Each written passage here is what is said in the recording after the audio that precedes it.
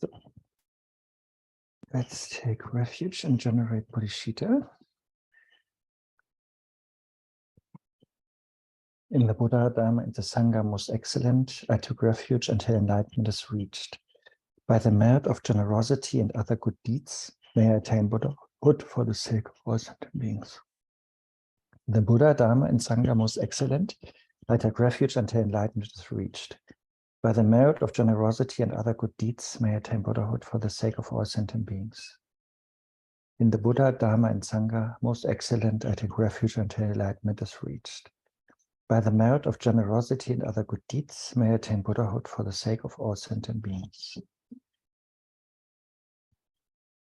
Then, the four immeasurables. May all beings have happiness and the causes of happiness. May they be set free from suffering and the causes of suffering. May they never be separated from the supreme happiness which is without suffering. May they remain in the boundless equanimity, free from both attachment to close ones and rejection of others. May all beings have happiness and the causes of happiness. May they be set free from suffering and the causes of suffering. May they never be separated from the supreme happiness which is without suffering. May they remain in the boundless equanimity, free from both attachment to close ones and rejection of others. May all sentient beings have happiness and the causes of happiness. May they be set free from suffering and the causes of suffering. May they never be separated from the supreme happiness which is without suffering. And may they remain in the boundless equanimity, free from both attachment to close ones and rejection of others.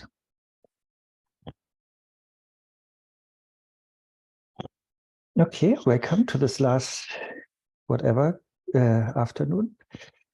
And we just had lunch with Rinpoche, and so he went through the study questions again. So I think we can do that also this afternoon. But before that, is there anything else you want to discuss or clarify or whatever from the last 5 days?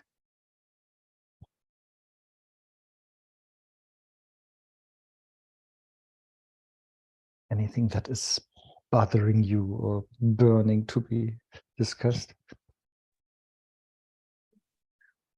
Yes, Cecilia.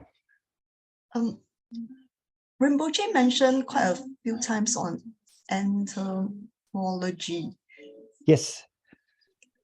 Sorry, can you explain what that really is? So etymology is the word. I put it in the chat. It basically means what are the roots of the word, you know? Like if I ask you, Cecilia, your name, Cecilia, does it mean anything, you know?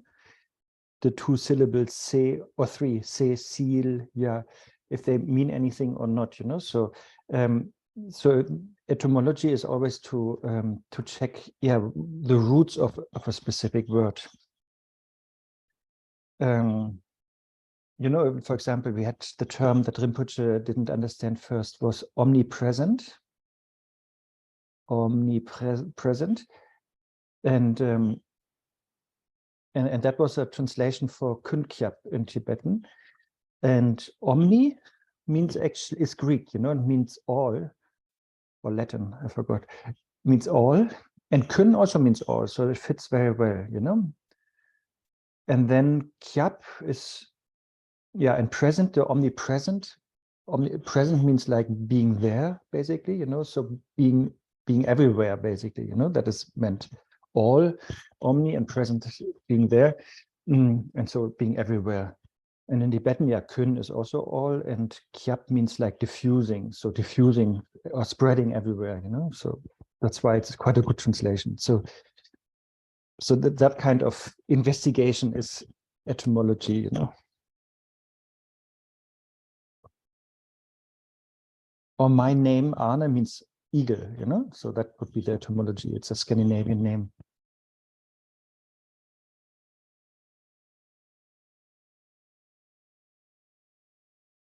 Yes, anybody? Anything?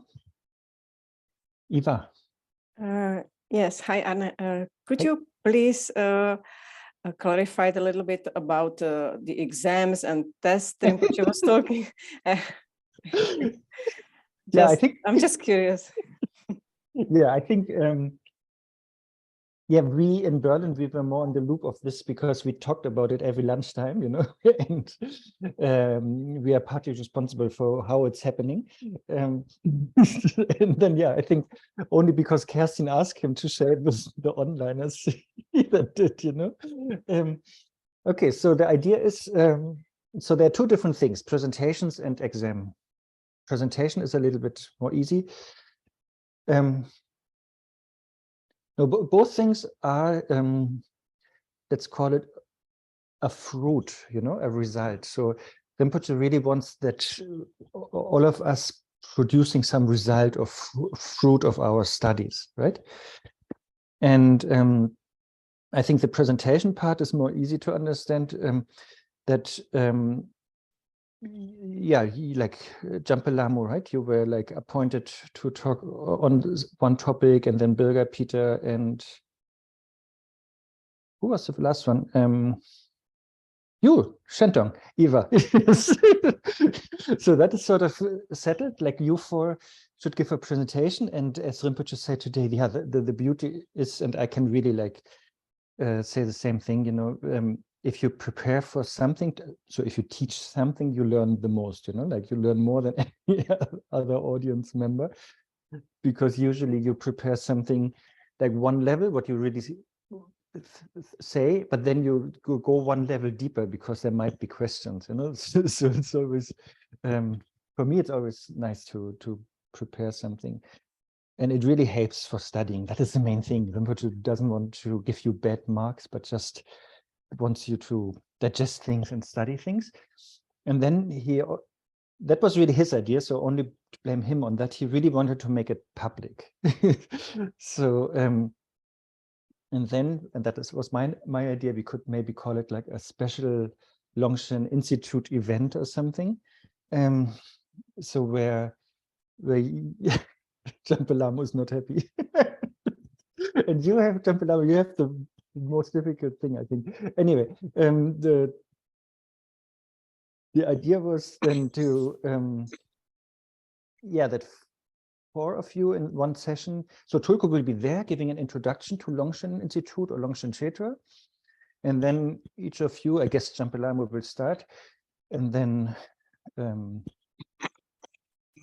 Birger, Peter, and then Eva, like content-wise, will present something.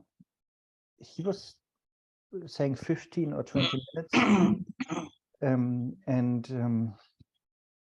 I don't know what his final say is, but something like that. And yeah, and he will help you also preparing for it, and he will also like help you during the presentation. But yeah, he thinks that is beneficial for you guys who are presenting, hopefully for all of us who are listening to it, that we will learn something from it. And thirdly, also that it's hopefully a nice advertisement also, for Longchen Institute, and that people feel inspired to join. Because maybe that was not online today, even on the throne, he said afterwards, he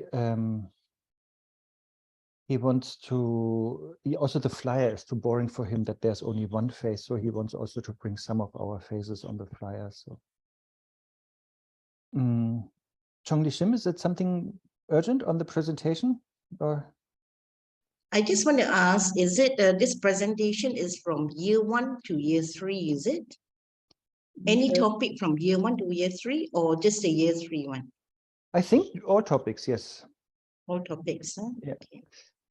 And yes, even though you 4, the first guinea pigs with this year's topic, but yeah, I think it will be everybody's turn at some point.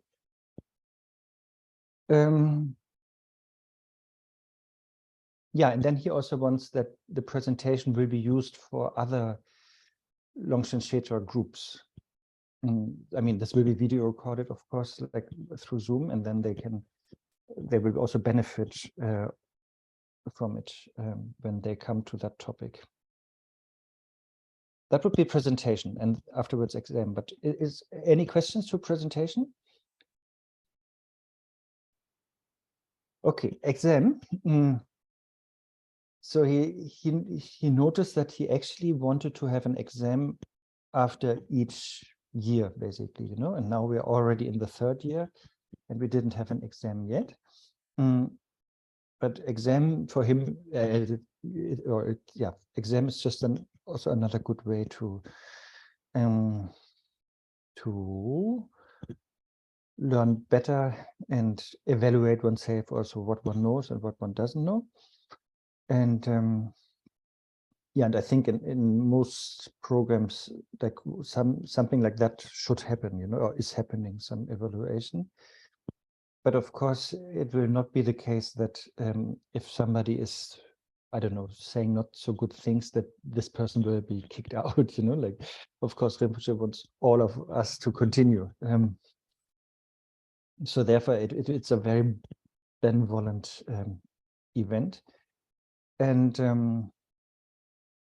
for this, he wants to start with this year, what we studied this time.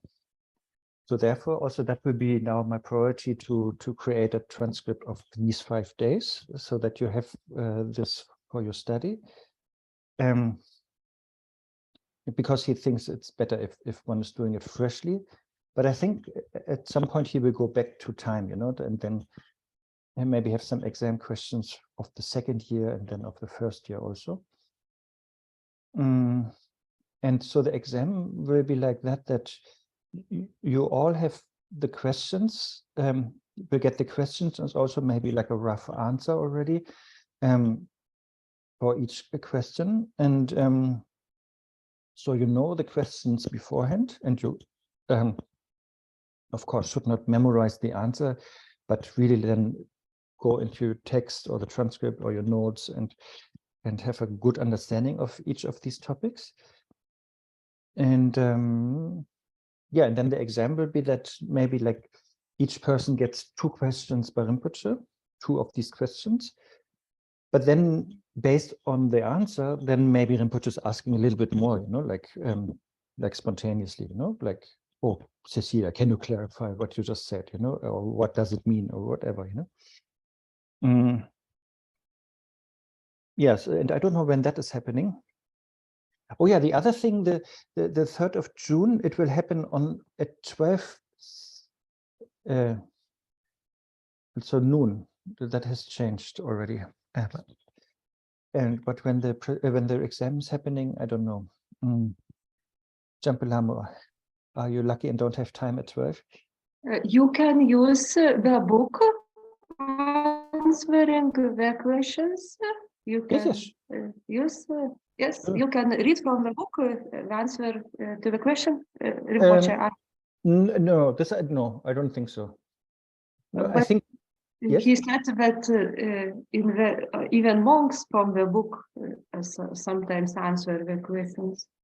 Yes, but I think he wants you to more like not read from the book during the exam, but just remember like the key points of the answer, you know. But I can quickly find the answer in the book. And yes, but what are you doing if you don't have the book, or if you are in Bardo? I don't have to answer in English in Bardo. The language is a problem for you? Yes, a problem. Okay. I mean, we can check with him, but I understood him really like, yeah, we should use the book and the notes beforehand, but then in the exam, it would, yeah, he really wants us that we remember things, you know, and not only remember where it is in the book, but also like really what is the essential answer. Learning by heart English sentences.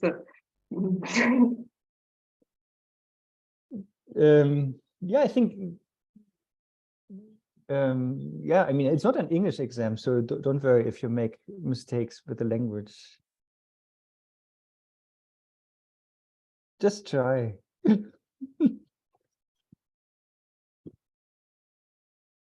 But we can check with Rinpoche. Yeah, so the timing has changed on the 3rd of June because he's teaching in Italy, and then after teaching he will meet us. And What else? Mm.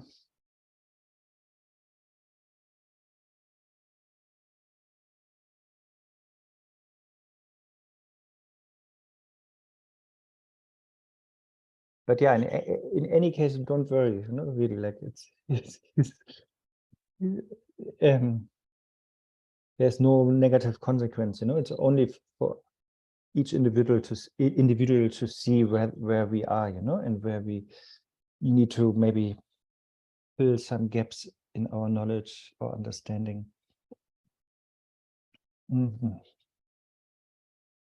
And exam will also be like not announced so last minute, basically, but much longer in advance. Any questions about exam?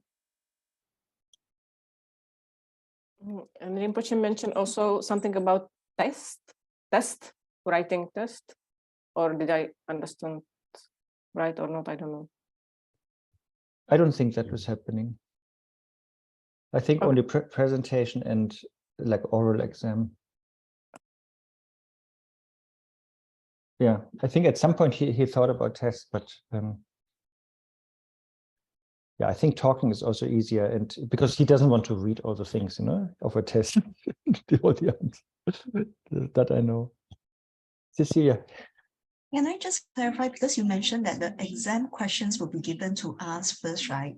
It's just that we don't know exactly when he will be testing and going through them. That's all.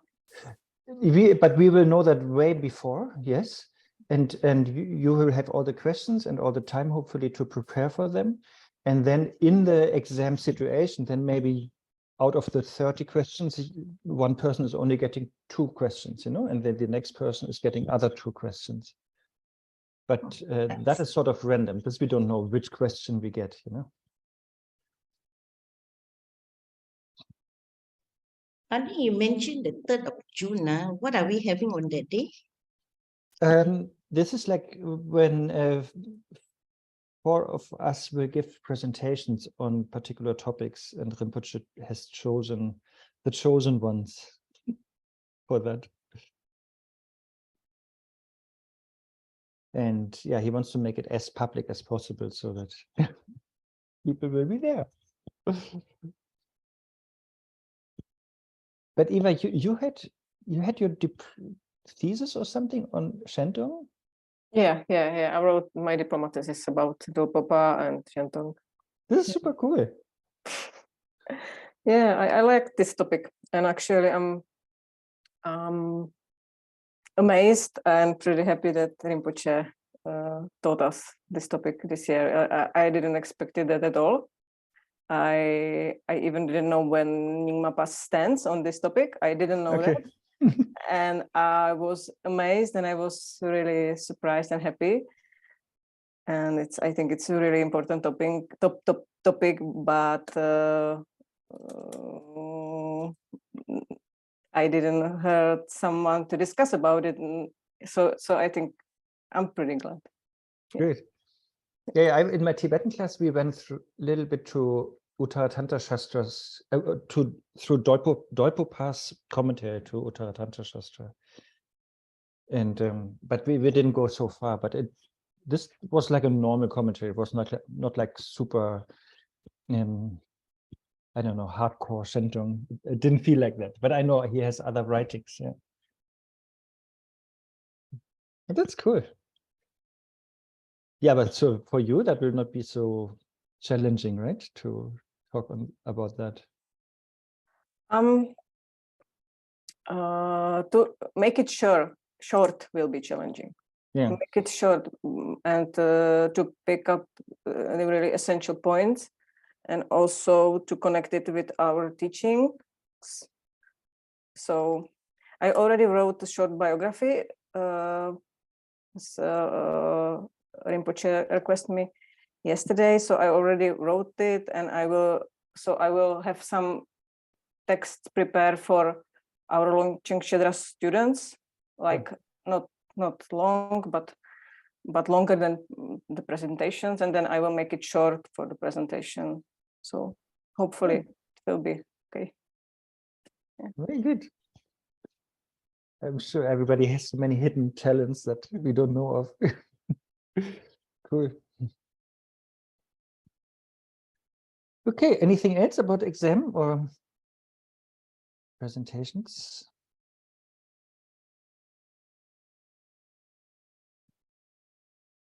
Okay. Any other thing you like content-wise you want to discuss? If not, we can revisit the study questions that we have so far, because he adjusted them today.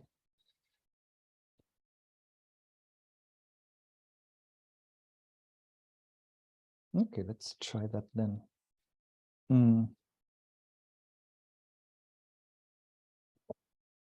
Yeah, it must be Karen. Yeah, Karen is asking if the presentation is going to be taking place continuously. It sort of must be, no? Like that, so that everybody's turn is happening. And if he only wants 4 per session, and I don't know how many we are altogether, but maybe 24 or something, or 20, then it's 5 or 6 5 or 6 people. 5 or 6 sessions. Yes, but then I think it's done, you know, like no, I don't know how often. But I think everybody one time, I guess, at least. Yeah. Let's see. Turku is unpredictable, as we know, which is also good.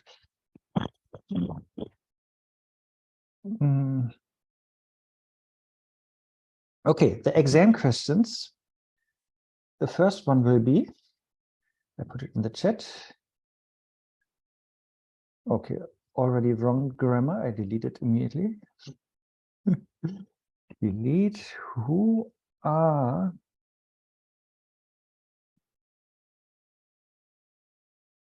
so sorry.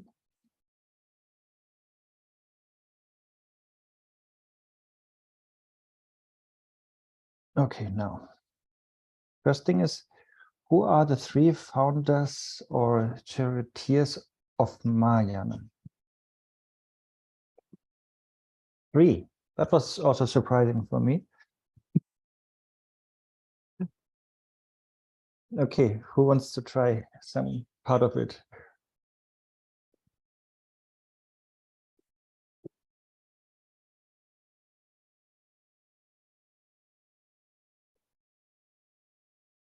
If you're not raising your hand, I will raise your hands, and starting with whoever. Karen, you cannot talk, right?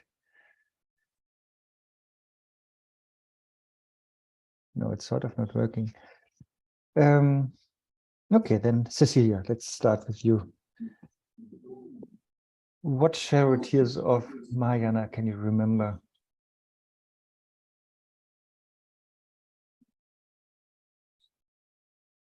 Two. Buddha This- and Bodhisattvas, two.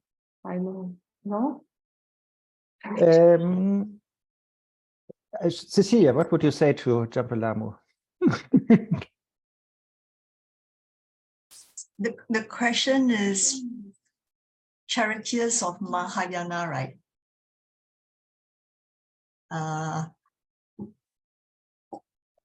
One of it, Nagarjuna. Yes. Asanga. Yes. And the other one, I think, was not even mentioned in this context in the teaching. Or does somebody remember 3?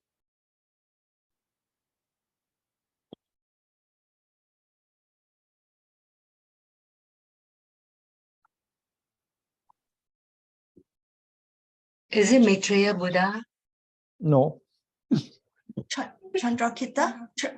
No. Chandrakiti? No. Now we can play name bingo. Yeah, it's Shantarakshita. I don't know if you even mentioned. So the answer is Nagarjuna. Sorry, how to spell that? Shantarakshita here in the chat. And okay, Cecilia, what would you say about Nagarjuna and Asanga at least? a little bit. So I think these two are the very important people for the Mahayana teachings and the flourishing. I remember the question you asked me, how many texts Nagarjuna has? That is the next question. 6, I remember it now. So I remember then we went to the history where we talk about Nagarjuna, we talk about the Buddha Palita, we spoke about the Bhava Viveka and then the Chandrakirti. So where they were kind of like refuting the teachings and the criticism and all that. Yes, but all these names, they sort of follow Nagarjuna. That is correct, yeah. So, and what is sort of the common topic that they are talking about?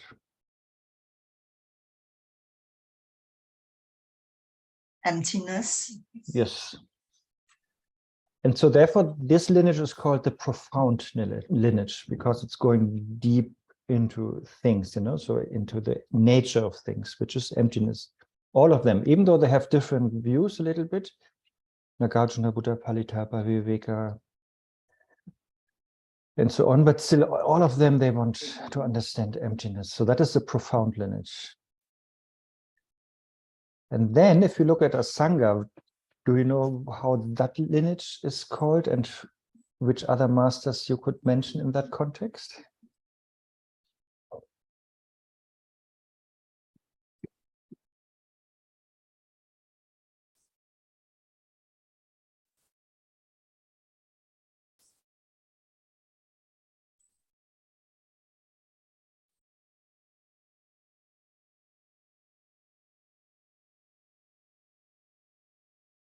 Stephanie mentioned one already.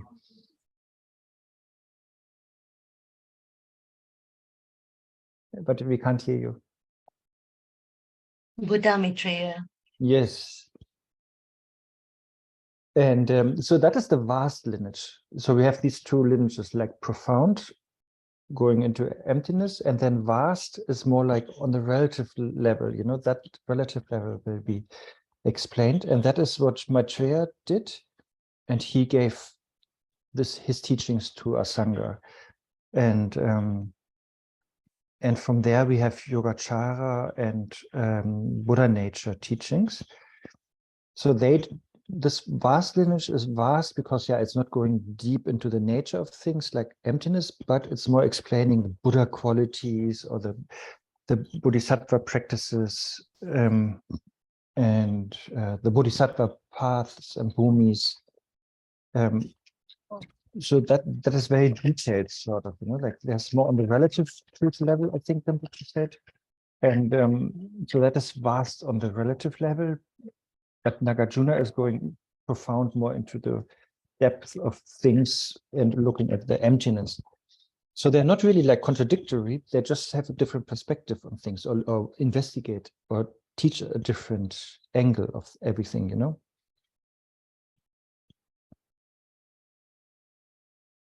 So like, and therefore, yeah, like, so like Chandrakirti is, as Cecilia mentioned already, Chandrakirti also like in that lineage, you know? So that's also Turku made that clear during the teaching, you know, when we stopped with, or when we concluded Prasangika, then also Longchen stopped to quote Chandrakirti. Because Madhyamika, yeah, we talked a lot about Nagarjuna, you know, there was Mula Madhyamika Karika all the time, and then Chandrakirti were quoted. So that is sort of their realm of teachings, which is of course not completely true, but like generally. But then suddenly when we went to the next chapter 4, when it's about the Bodhisattva path, then we have so many Uttara Tantra Shastra, you know, the sublime continuum quotes, which is Maitreya Asanga. And they are not in contradiction, you know, it's just a different topic of teaching. You know, it's not like Nagarjuna doesn't believe in Buddha nature, but Mula Madhyamika Karika is focusing on emptiness. And it's not that Buddha Maitreya or Sangha are not interested in emptiness, but their teaching is focusing more on the Buddha qualities or Buddha activities, Buddha nature. So I think like sort of, maybe not all that, but that is sort of what Rinpoche taught in the teaching. And then, yeah, but during lunchtime, he wanted also Shantarakshita to be mentioned. And you remember him maybe from the first year, we had a lot of different councils. And then in Tibet, there was, it was the fifth council or something, where they were like Guru Rinpoche and King Tristan Detsen and Khenpo Shantarakshita. So Khenpo Shantarakshita is was an Indian master who came to Tibet, and he was not only important for establishing the Vinaya, you know, the monastic rules, but he was also the scholar, you know. Guru Rinpoche was more the master, and King Tristan Detsen was more the king and sponsor. But Shantarakshita was really like teaching Madhyamika a lot, and he was also prophesied by the Buddha. And but the interesting thing, I really don't know why Rinpoche mentioned these three, but Shantarakshita is definitely more Svatantrika Madhyamika. You know, he was following Bhave Viveka, and his main student of Shantarakshita is Kamalashila. Maybe you have heard of him also.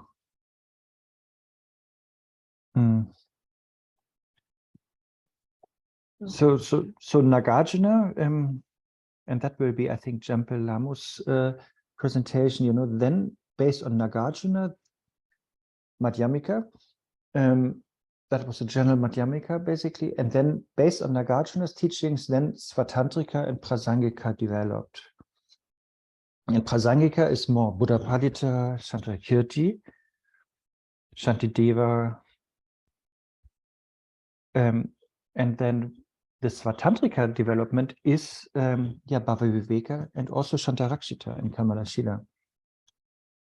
So in other words, Shantarakshita also has to be categorized in the profound lineage, or maybe in both, because he's not only concerned about emptiness and Madhyamika, but on the relative truth level, he is accepting Yogacara, which is coming from Asanga. So he's basically bringing those two maybe together. Maybe that's why Rinpoche wanted to put it. So Shantarakshita, on the absolute truth level, he is Madhyamika, saying everything is empty. But on the relative truth level, he's Yogacara and saying everything is mind. And then he also likes logic and talks about also valid cognition. So he's bringing different things together.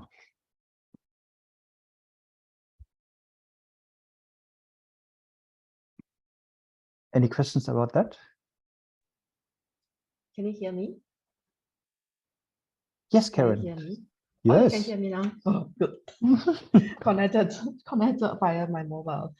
So would you happen to have, like what you mentioned just now, would you happen to have like a chart or a tree, whatever, that how they relate? No. Because when I hear the names, I get so confused. So what is this? And I get lost. No, but it's not so confusing. Like Nagarjuna, yeah, it's more like on Madhyamika and emptiness, and Asanga is more on Buddha qualities, Buddha nature, Yogacara, and Shantarakshita is bringing a little bit both together and teaching it. Okay. But no, I don't have a chart. Sorry. Okay, it's okay. Thank you. And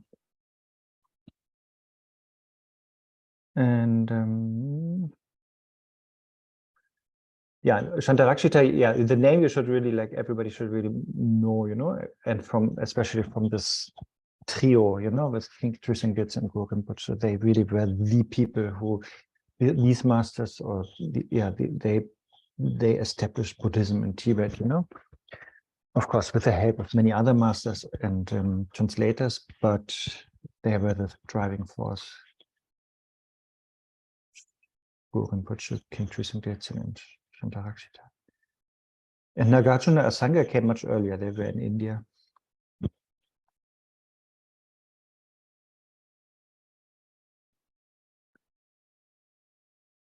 Okay, but I think keywords are like profound lineage, Madhyamika on emptiness, vast lineage, Asanga more on the relative truth level, the path, the bhumis, the Buddha qualities, the Mahayana practices. That are sort of the keywords. Okay, now comes Cecilia's favorite question. How many Madhyamika texts did Nagarjuna compose? Anybody who is not Cecilia knows the answer? 6. But you showed 5. Okay. Yes, and what is the name of his main Madhyamika text? It's Mula Madhyamika Karika. Yes. Anything else you remember about Mula Madhyamika Karika? That is not the question, but by Tulku, but maybe. Only that it concentrates mainly on the emptiness. It's a main text who teach us about emptiness. Yes. And did he invent all that, or where does he have the knowledge from? No, the first who thought about emptiness was Buddha Shakyamuni, and he just emphasized this Buddha Shakyamuni's teaching, and wrote this text based on this teaching. Yes. Yes. Good. And yeah, just do you have a feeling when Nagarjuna lived?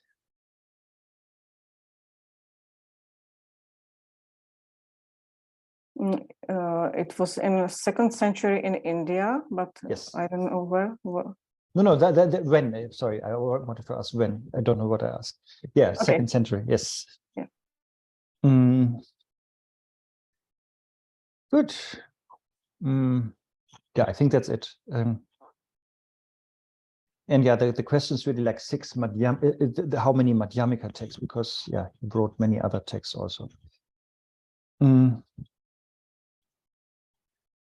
Okay, the next question is, which one is the first charioteer of the Prasangika? And what are his main texts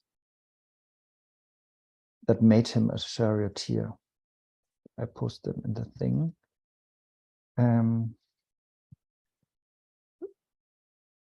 Which one is, who's the, sorry for the grammar, but who is the first charioteer of Prasangika? So I'll delete that again. And then the next question based on that is, what are his main texts that made him a charioteer? Any volunteers?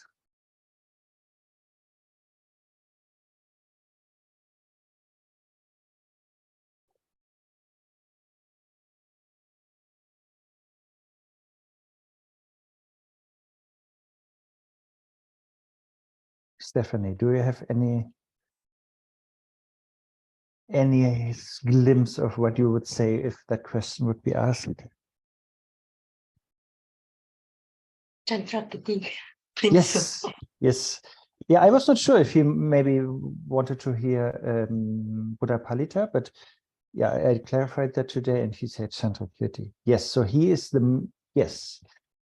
So he's a follower, right? As Cecilia pointed out, from Nagarjuna, that direction, and Buddha Palita, and then Chandrakirti. And what are his main texts that made him charioteer? And actually 2 main texts. What are his 2 main texts that made him a charioteer? Do you remember one?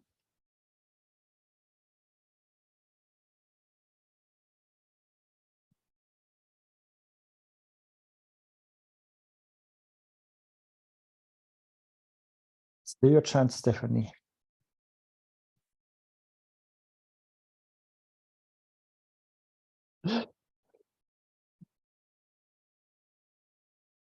Somebody wants to help her?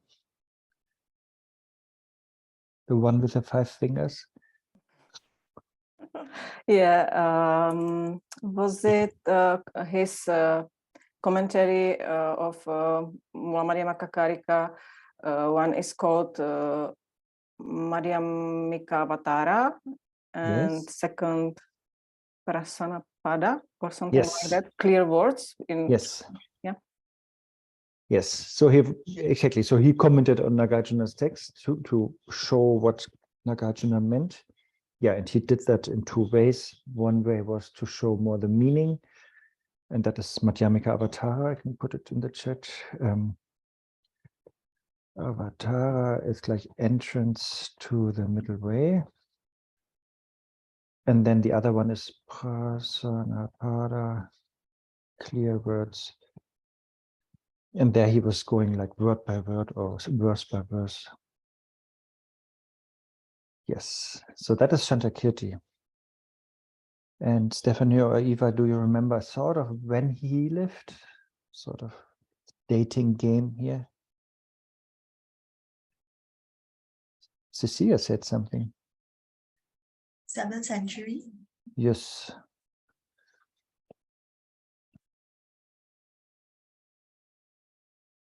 I don't know if Tolkien talked about it, but what do you guess, everyone? Was Shantakirti more famous in India or more famous in Tibet or more famous in the West?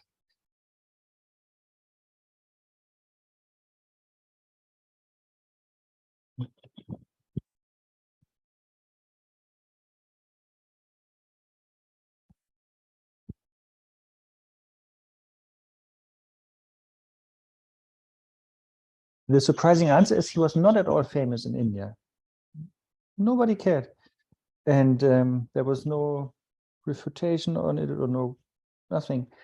But in Tibet, then once it was translated, his text, and since King Trisong Detsen said, we should be Prasangika Madhyamika in Tibet, then, yeah, Shatakirti's, especially Madhyamika Avatara, became the Madhyamika Bible, sort of. And then he got very famous in Tibet, after his death, of course, centuries later. But during his time in India, nobody really paid attention to it, strangely, to his works.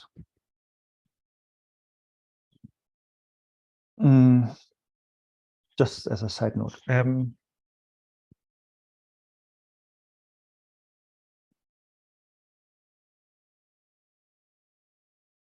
Yeah, I think that is a question.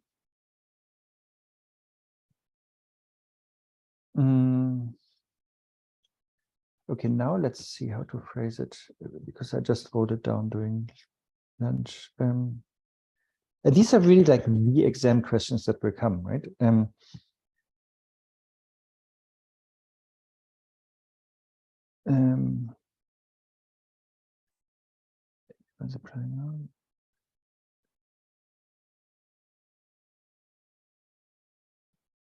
Okay, now let's try the next question in this. Buddha Palita already expounded the Prasangika view. Why did Shantakirti become the Prasangika charioteer, should say? Sorry, I always need 2 attempts for the same question. Yeah.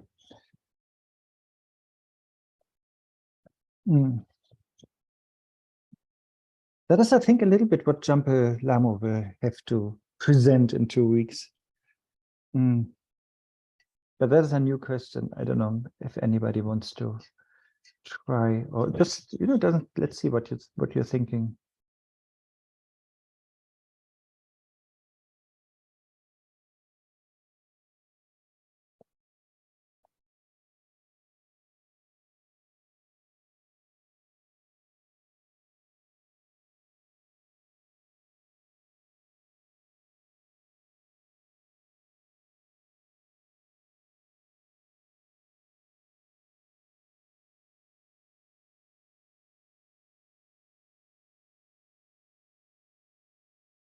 Any volunteer? Since a new question, I don't want to bother anyone. But Eva, what are you thinking? No, I'm bothering you.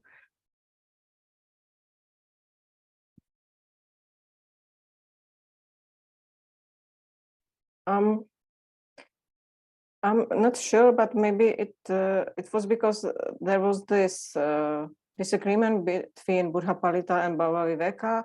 First, that Buddhapalita explained Muhammad Yamakakarika in a way that all appearances are really empty, and then this discussion was, and after that, and maybe the Chandrakirti wrote it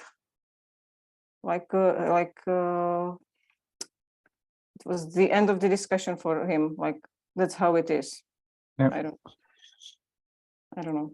I would also, yeah, I would have also said something like that. And he was young.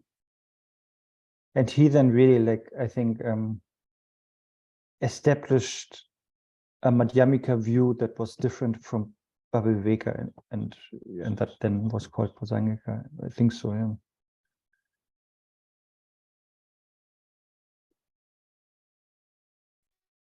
But yeah, I would like to ask Turku, why not Buddhapalita?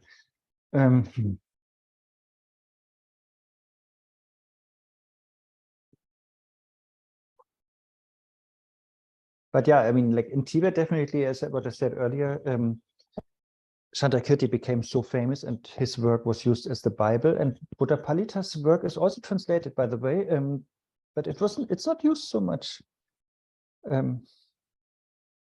So I guess Chandrakirti is doing it more, yeah, I don't know. I cannot compare, but apparently in a way that is easier for most people to read or to understand.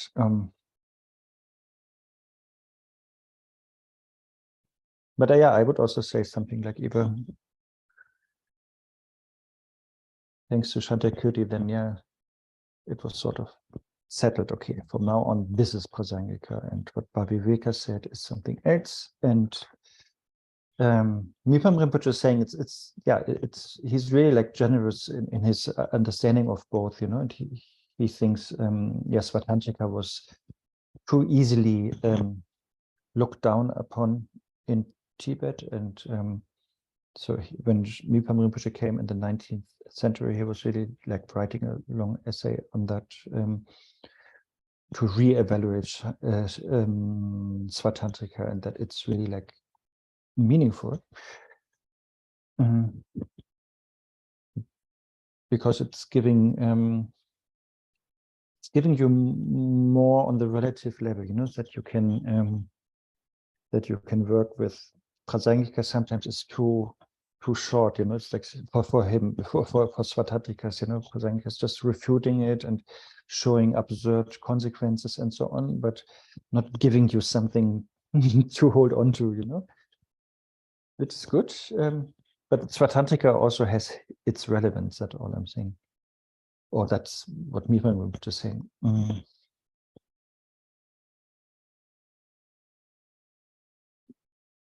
And then, easy question. Who is charioteer of Svatantrika?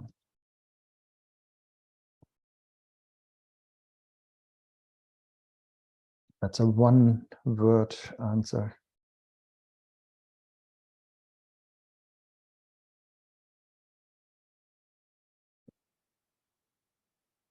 Chongdi Shim, you know that, right?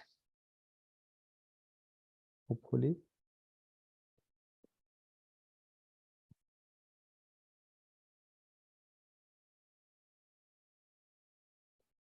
No guess. Sorry. No problem. Anybody?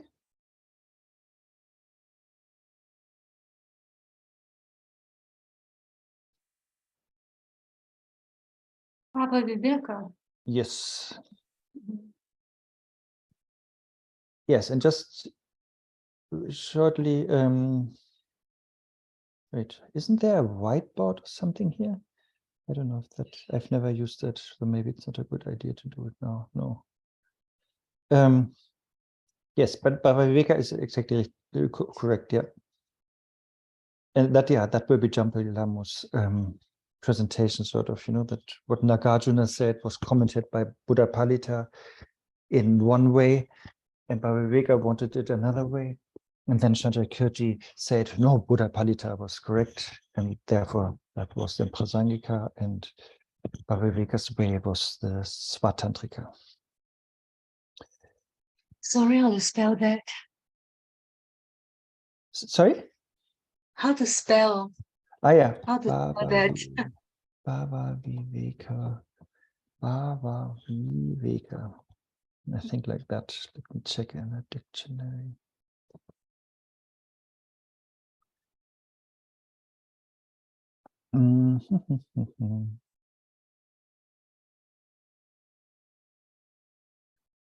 Yeah, correct. Sometimes he's also just called Bhavya, you know.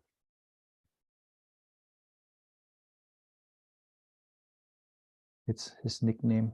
And he lived in the 6th century, so like he didn't really meet Shantakirti or other way around.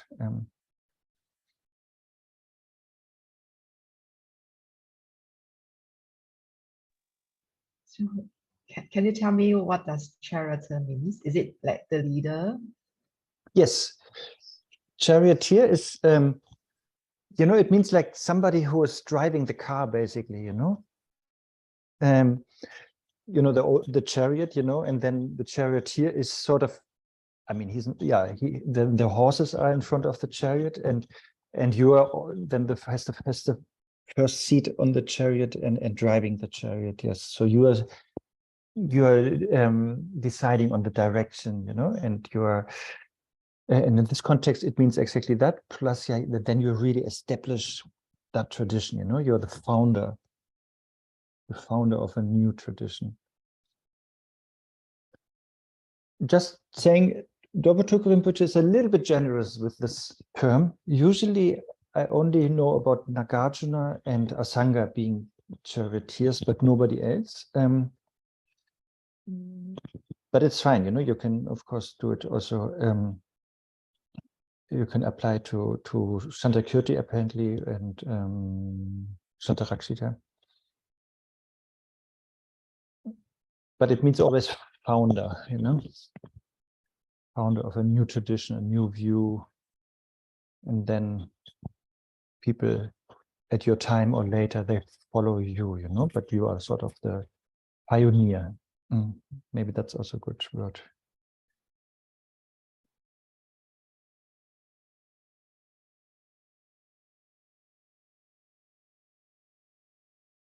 Yeah, it's, yeah. Okay, that would be, these are the study questions about that kind of topic. About Madhyamika, Svatantrika, Prasangika, charioteering. And then we would come to the true truths, if that is okay.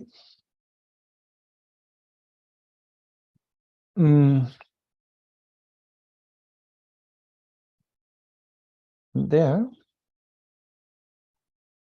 we have this question. Regarding the two truths, what is the basis of classification? I remember that was Kerstin answering it last time when we talked about it.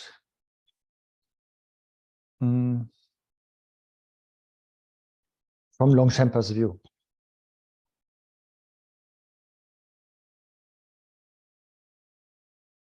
According to Longshenpa.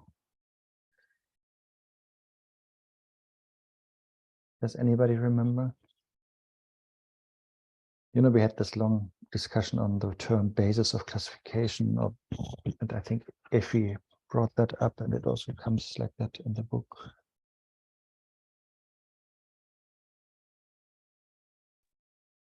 Yeah, I can try. Yes. Because I was listening the other day your review, and I think you might remember what Kerstin said, because it really like clarified this problem for me, her answer. And it was that she said something like that from the ultimate point of view, there is no distinction between relative truth and ultimate truth.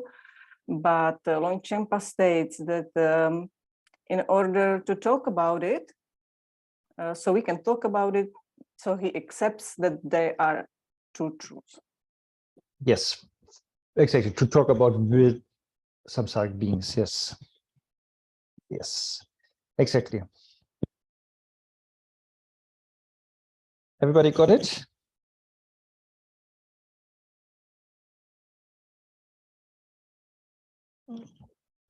It's like, yeah, on ultimate level, they are not different, you know. But on relative level, they are not same. They're sort of the koan. So on ultimate level, yes, it's just one truth, you know, that's it. Also Rinpoche said, I mean, we have that in Sutrayana, we have emptiness is form, form is emptiness. It's just emptiness and appearance. It's just one truth, you know, like you cannot divide them, you know. But, and also today Rinpoche said, like, if we talk about nature of mind or Buddha nature, we talk about emptiness and luminosity, you know, they cannot be divided, you know, it's one truth. But then, yeah, but still we are using two terms, right? We're using form and emptiness. We're using luminosity and emptiness. We're using relative truth and absolute truth. And that we do on the level of communication, on the level of language, on the level of not being Buddhas.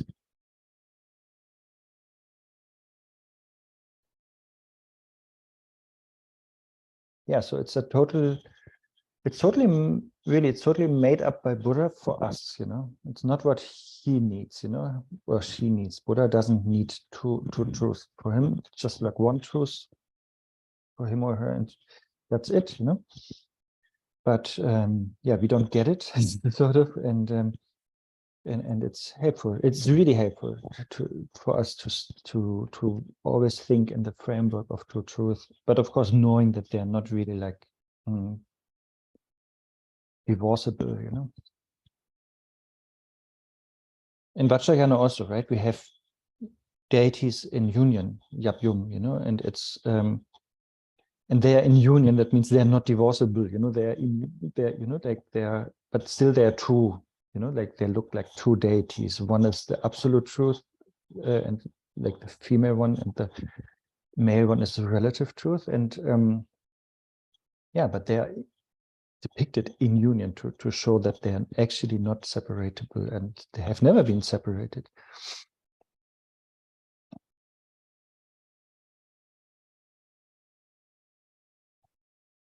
Or Vajra and Bel, you know, there are so many of these two,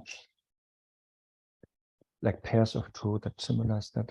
But Vajrayana comes next year. I'm really looking forward to that. And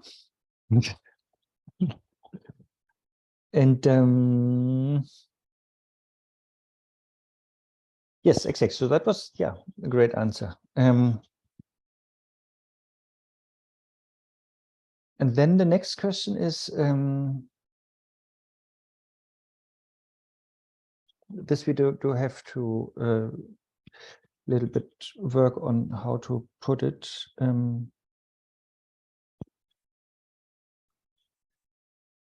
So it's about relative truth. What is the characteristic or definition? I will put it soon in the chat, of the all-concealing truth.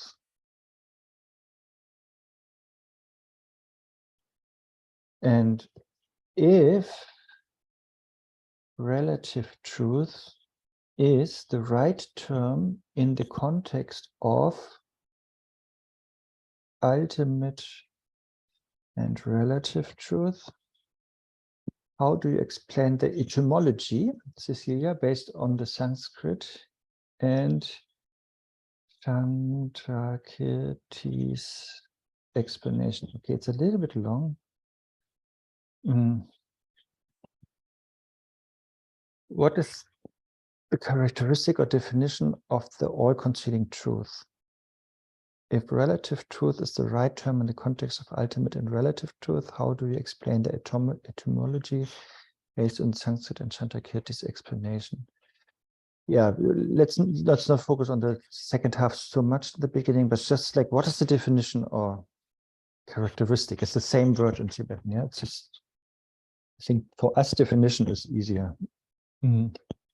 So how is relative truth defined?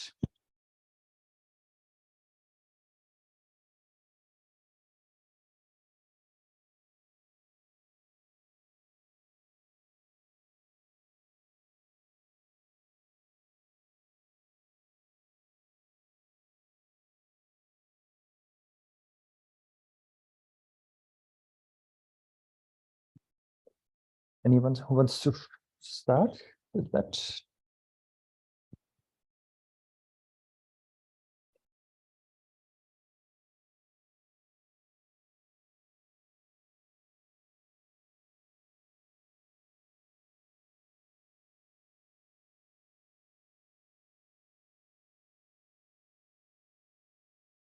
You remember the apprehender and apprehended?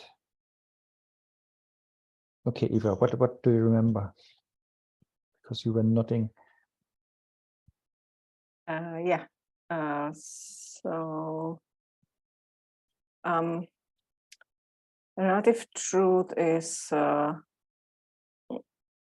defined by the appearance and how we elaborating the appearances. So it's elaboration of the apprehender, which means subject, and apprehended, which means object. Yes.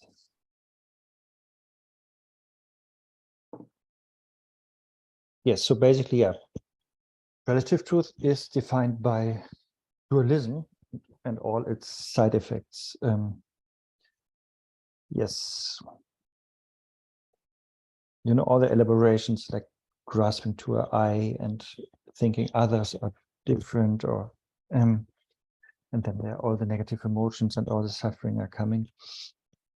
So all that is on the relative truth level, that this dualism is appearing of apprehender and apprehended.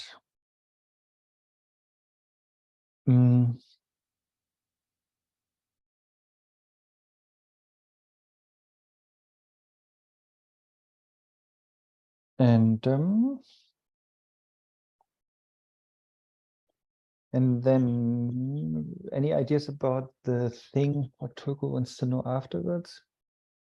I mean, the point is we always use colloquially, we talk about relative truth and not the all-concealing truth, right? And relative truth makes sense because we talk about absolute truth, and therefore that one is absolute and the other is relative.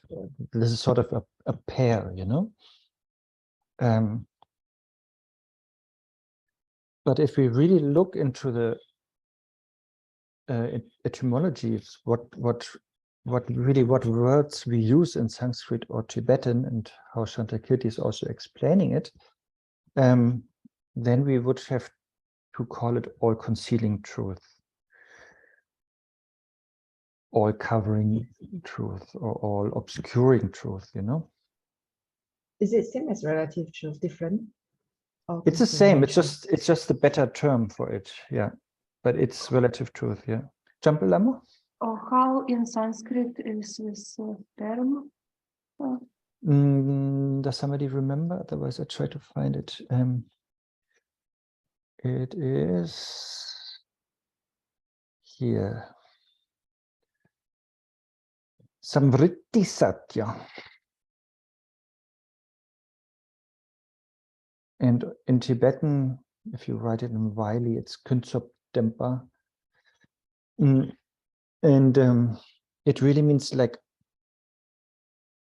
obscuring everything, you know, or all obscuring.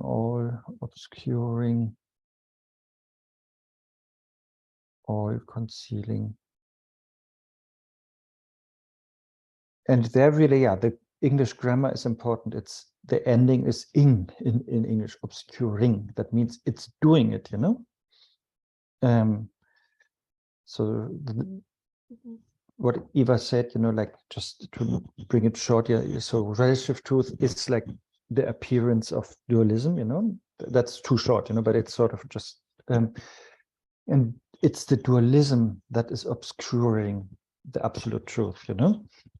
So the relative truth is obscuring the emptiness, because dualism is the exact opposite of emptiness, you know.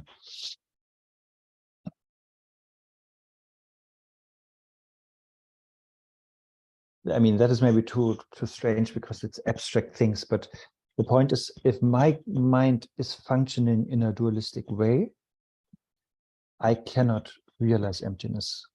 So it's opposite on that kind of level, you know. And as soon as I realize emptiness, my mind cannot function anymore dualistically.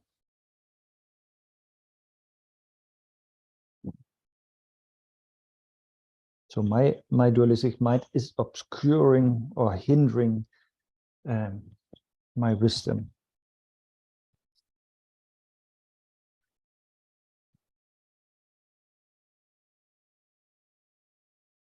And that is, since Rinpoche is asking for it, how Shantakirti is also explained it, it's because he's using that word, ignorance is obscuring, I think. Here, this is on page whatever, 115. This is Shantakirti's quote for that. Ignorance obscures the true nature of phenomena and therefore falsifies everything. Any of its fabrications, the elaborations that seem to be true, were said to be this by Buddha to be relatively true. This is page 115. Shantakirti talking.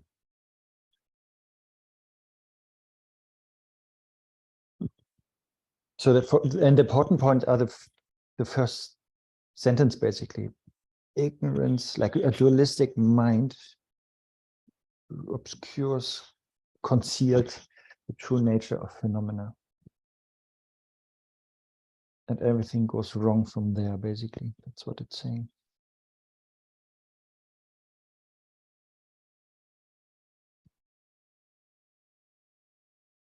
Any questions about the relative truth?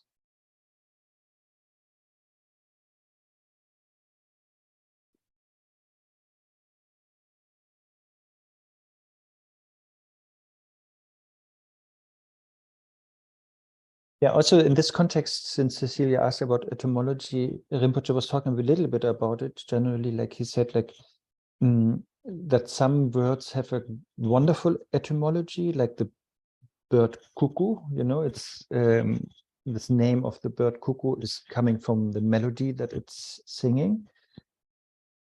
And I think he also used Berlin. Berlin actually also means something. I looked that up, you know. It's like a swampy place or something from the Slavic language. And so that is sort of the origin of the term, you know, that he is explaining. And therefore, sometimes it's important to understand the origin of the term. And yeah, here it is very like obvious that it makes a difference, you know, if we only think of relative truth as being relative truth, or if we really understand that it's actually meaning it conceals the absolute truth, you know, it's concealing everything, the true nature.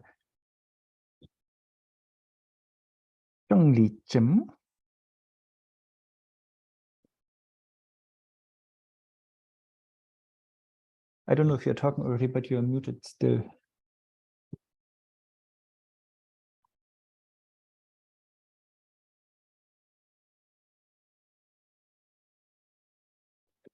Yes. Oh, sorry. Is there a question number 7? Because we have number 6 and number 8. Yeah, that is sort of, sorry, I forgot that is very close to number six was what is the basis for the classification according to Longchen Shedra for the true truth, and then we should and then he's asking what is the what source Longchen Shedra is citing. Let's find that. Wait, I can put this question number 6 up, but it's actually no, number 7 up. It is actually related to number 6. Yeah, sorry for that. Thank you. I don't know if you can find the source now.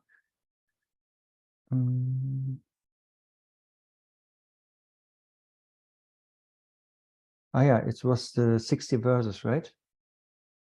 Yes, the 60 verse of reasoning by Nagarjuna. Yeah. The 2 levels of truth are assigned on the basis of the mind of an ordinary person in the world.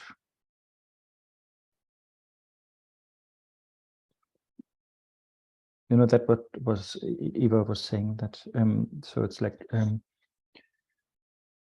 there's no true basis for dividing two truth, because the Buddha is not seeing 2 different things. But for ordinary samsaric people, yeah, it's they need that basically, because they have such a dualistic mind. So therefore it's helpful to, dual means of course 2, you know, and so therefore it's good to have a dual truth, you know, a true truth, you know?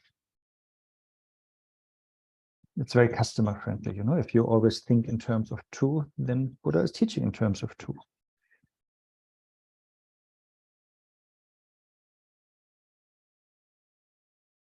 Okay, and then last but very far from least, the number 9 question, which is of course then about the ultimate truth.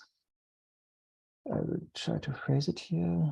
What is the characteristic or the definition of ultimate truth? And how many qualities of ultimate truth does the Mula Madhyama Karika explain? So that is number 9.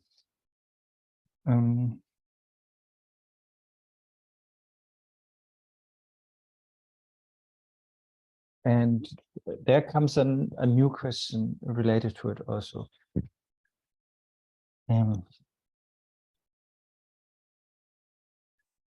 So basically, ultimate truth is the absence of this dualism. The absence, you know, the ultimate truth is the nature which is free from the appearance or elaboration of apprehender and apprehended. So basically, it's ultimate truth is that which is free from dualism.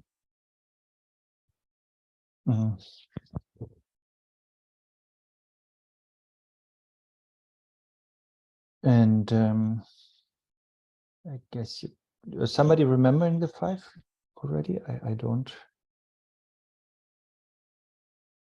But the 5 in Mula Madhyamika Karika, I just post them also.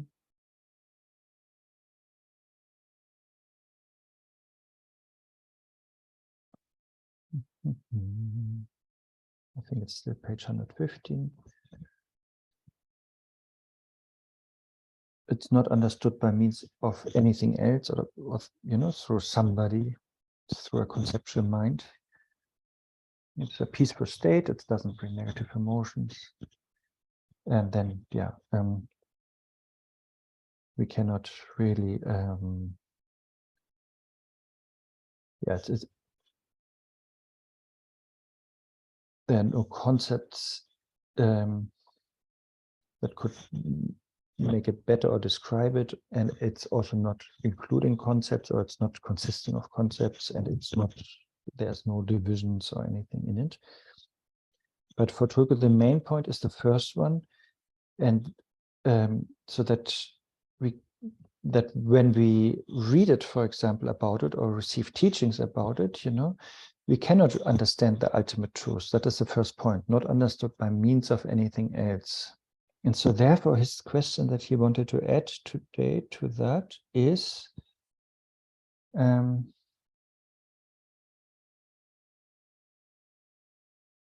if Nagarjuna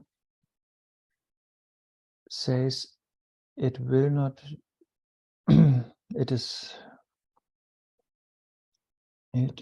not understood by means of anything else, for example, other people or others, anything else, okay, just like that.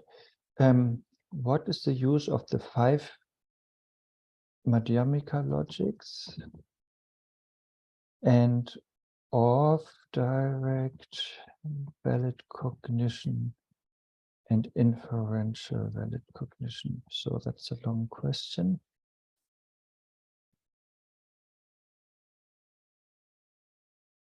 So that is, there might be typos. Yeah, Jampe, Lamo?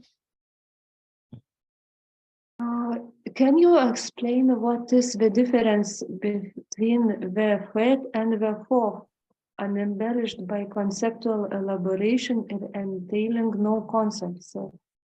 Very similar to me. What is the... Yeah, I'm also not 100% sure, because Togo didn't really explain. We can look into the text maybe.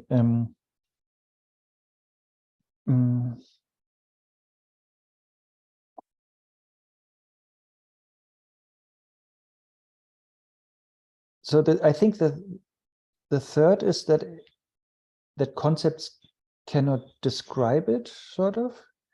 And the fourth, I think, is more like that there are no concepts in the ultimate truth itself, you know.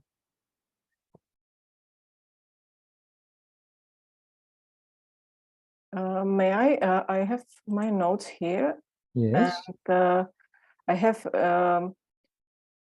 point 3, Ma'am. I have free from Yes, elaborations and free from concepts. So 3 and 4 are different, because number 3 is elaborations and number 4 is concepts.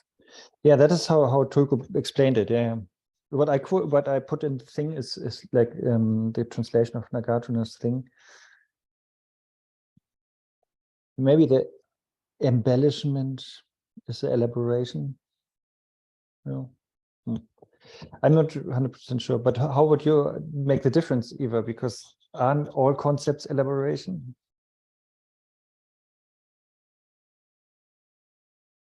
Yeah, but I understand elaboration as a process, and then concept as a result of elaboration. So okay, I don't know. Yeah, here I put you also this 5-fold list by Tulku. What Eva is looking at, I guess. So it's a little bit different terms than the one before of how it translated with Nagarjuna.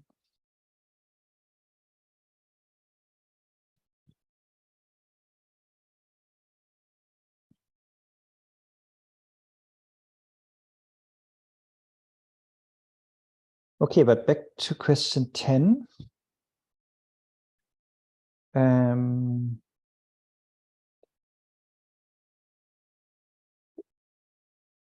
So Nagarjuna, if we look at the ultimate truth, we have like 5 qualities that Nagarjuna is pointing out. And yeah, it's sort of beyond elaboration or concepts and divisions, but it's a peaceful state that is not triggering any negative emotions or confusions. That's why we do emptiness meditation. And the first point is, yeah, it cannot be understood by means of anything else. Anything else could mean somebody cannot sort of understand ultimate truth from me, but it can also just mean like, yeah, my concepts cannot understand the ultimate truth, or my dualism cannot understand the ultimate truth. But basically, the only thing that can understand ultimate truth is my awareness, which is then not understanding ultimate truth in a dualistic way, you know. But so therefore, its awareness is not something else than the ultimate truth. So having said all that, why do we use? Why do we have these 5 Madhyamika logics? And why do we talk about inferential valid cognition, where we also use logic and concepts? Yeah, so that is the main thing, you know. Why are we still learning them, you know? If they are all conceptual, basically, and in the realm of logic and terms and elaborations, you know, these 5 logics, what is the use of that to realize emptiness? That is sort of question 10.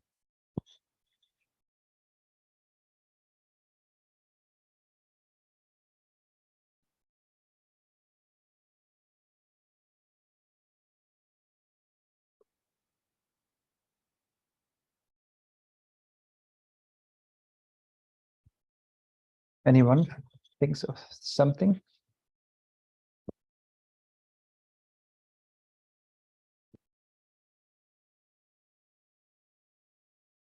To come near ultimate truth, or how to Yeah. say, to approximate. Yeah.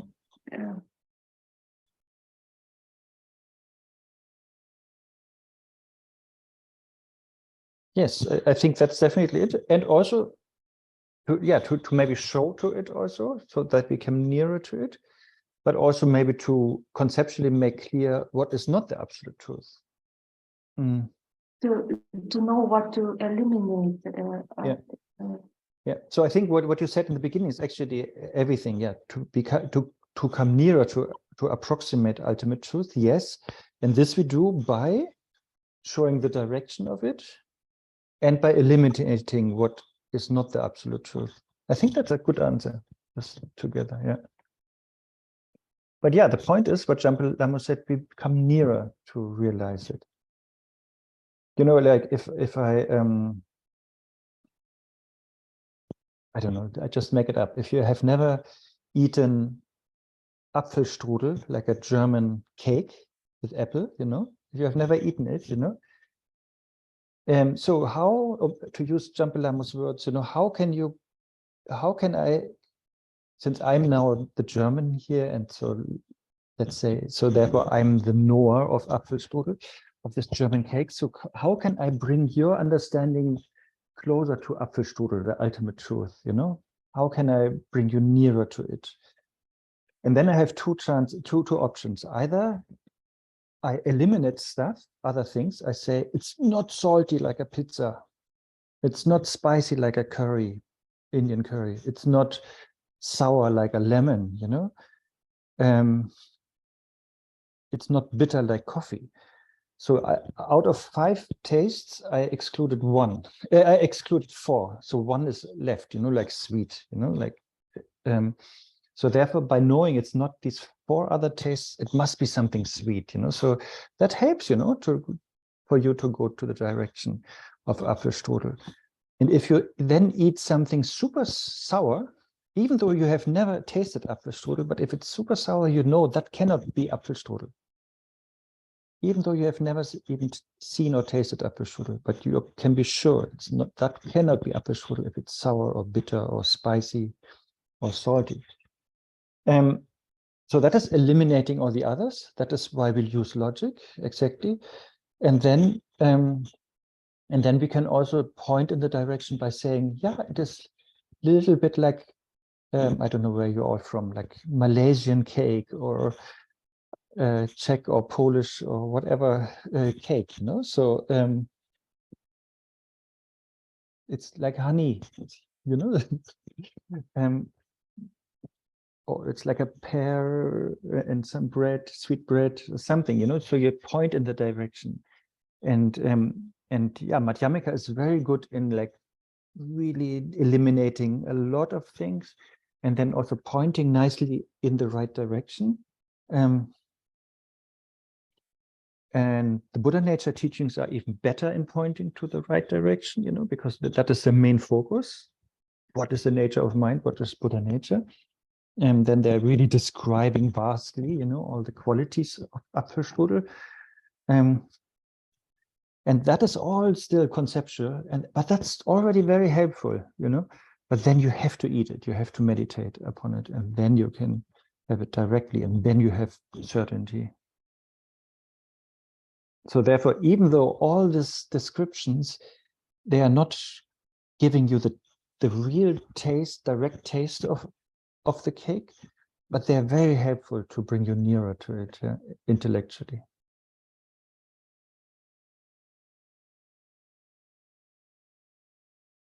And that's what we all do, in entire Longchen Shedra, we all want to, let's say, realize Buddha nature or nature of mind.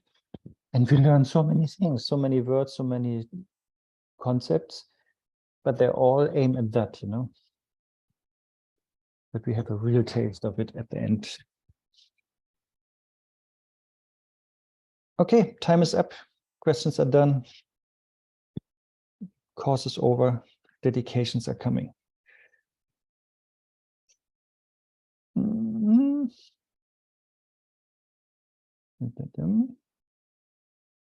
Anna, do we need to memorize all the different texts that inside mentioned about? Like clear way, there's many texts like this sutra, what No. about. No. Do we have? No. This is more like it's more academic actually to always give like the books where the sources where you have your quotes, bibliography, but for us I think Tulku wants that we focus on the meaning, and normally Longchenpa after each quote is like essentializing the meaning, and even this you don't have to memorize word by word, but just understand what is the main key point here. Okay, then dedication.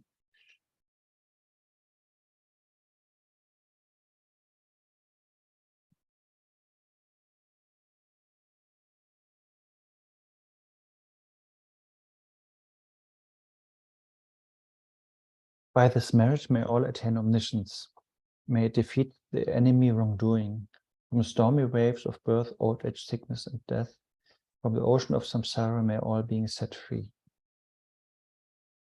O precious and sublime Bodhisattva, may it arise in those in whom it has not arisen. May it never decline where it has arisen, but go on increasing further and further. Om Swasti, by the power of the 3 jewels and the 3 roots, may the lifespan of the Supreme Emanation Longchen Shedra be long and firm. May he achieve the highest Dharma, Vajra wisdom, enlightenment, and accomplish the great actions for the Dharma and all sentient beings. That's it. Thank you so much. And Thank you. see you in 2 weeks, I guess. Bye-bye. Thank you. Thank you. Thank you, Anna. Thank you. Bye-bye.